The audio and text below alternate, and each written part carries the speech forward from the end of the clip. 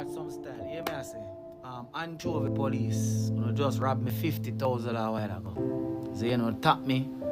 Say I do no spot check. I pull over, my shut off the car, me in my seat belt. Zane.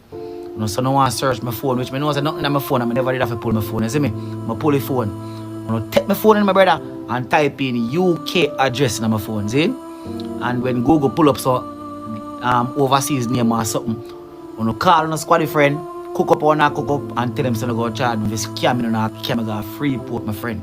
Zane me have to rise $300,000. Anyway, I'm giving you 50 grand because I'm afraid down in the best believe hear that. I'm giving you 50,000. Only if you drive off and realize say at that turn do. When me turn back we call link missing.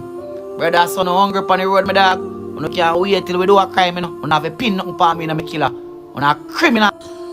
Now imagine you're driving, minding your own business, and the police pull you over and they pull you over to run a scam on you.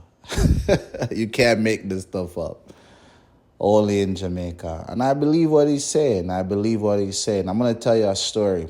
I think 2019, I came to Jamaica and I was going to go pick up my girlfriend at the time. We're going to a party and it was a four-way.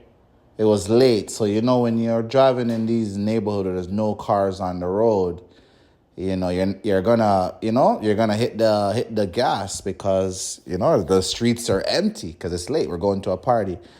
Anyways, this police pulled me over. Then when he saw, because I'm dressed up, I'm going to pick her up to go to the party. He saw I'm all dressed up. He heard my accent.